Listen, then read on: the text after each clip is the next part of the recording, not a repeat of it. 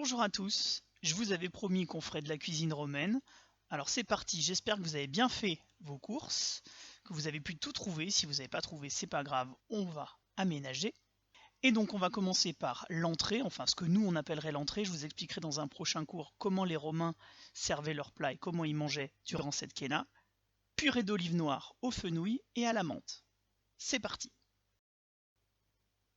Avant tout, un petit rappel des ingrédients. 200 g d'olive noire dénoyautée. L'olive est quelque chose de très important chez les Romains, ça fait vraiment partie de leur nourriture de tous les jours, c'est un produit typiquement méditerranéen. 50 g de fenouil. Alors ce bulbe de fenouil, je ne sais pas si vous en avez déjà mangé, c'est un produit que les Romains aiment beaucoup. Là aussi, ça fait partie de la cuisine méditerranéenne, c'est quelque chose qui a un petit goût anisé. Profitez-en pour goûter. 15 à 20 feuilles de menthe, là aussi, la cuisine romaine est une cuisine très assaisonnée, il y a beaucoup de goût très fort, Vous voyez l'anis avec le fenouil, vous avez aussi la menthe.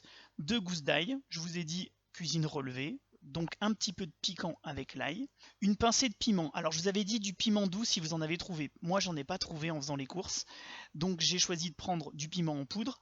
Attention, faites très attention, le piment, goûtez-le pour savoir s'il est puissant ou pas avant et adaptez en fonction de votre capacité à manger pimenté. Donc là j'ai choisi de prendre de la poudre et j'ai mis une pincée pour être sûr que ce soit mangeable par tout le monde. Faites attention au piment, c'est vraiment très puissant le piment frais, alors faites attention de ne pas noyer toute la préparation avec le piment. Le jus d'un demi-citron jaune, 3 cuillères à soupe d'huile d'olive, je vous ai dit très important, l'huile d'olive pour la cuisine romaine, et enfin une cuillère à soupe de vinaigre. On a tout ce qu'il faut, on peut commencer. Mettez votre tablier. Alors cette préparation, c'est une purée que les Romains consommaient au tout début du repas. Ça ressemble un peu à notre tapenade à nous. Donc on va devoir mixer. Les Romains ne mixaient pas avec un mixeur électrique, c'est évident, donc le résultat sera un petit peu différent. Mais en tous les cas, pour permettre au mixeur de tout bien mixer et au goût de tout s'amalgamer, il faut commencer par couper tout ce qui va constituer cette tapenade romaine. Donc première chose, vous coupez les olives en deux et vous les mettez dans le mixeur. Ensuite, vous coupez le fenouil et vous mettez également dans le mixeur. On poursuit notre préparation avec la menthe. Il faut la hacher grossièrement, vous voyez, très grossièrement.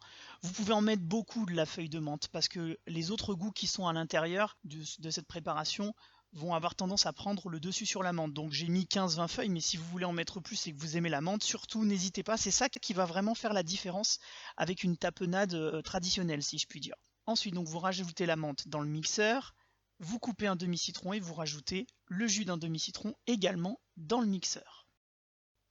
On rajoute ensuite une cuillère à soupe de vinaigre, 3 cuillères à soupe d'huile d'olive, une pincée de piment, j'ai dit, et on mixe. On mixe, jusqu'à ce que ce soit relativement fin. Ensuite, il faut goûter et vous allez ajuster les goûts. Mais cette préparation va devoir rester environ 2 heures au réfrigérateur avant d'être servi. Alors bien sûr, les Romains n'avaient pas de réfrigérateur. Mais dites-vous bien que ce que vous goûtez maintenant n'aura pas tout à fait le même goût quand ça aura reposé au réfrigérateur pendant 2 heures. Donc il faut laisser reposer ça 2 heures au réfrigérateur, mais vous pouvez quand même ajuster les goûts une fois que vous avez mixé, c'est-à-dire si vous sentez qu'il y a un peu trop de vinaigre, rajoutez un peu de menthe, etc. pour essayer d'avoir quelque chose d'homogène et où on sente tous les goûts. Et voilà, cette première recette est terminée, vous voyez ce que ça donne, avec quelques tranches de pain. C'est sans doute comme ça que les Romains mangeaient cette purée d'olive noire au fenouil et à la menthe. Bon appétit et vous m'en direz des nouvelles. Au fait, si vous faites la recette, envoyez-moi vos photos.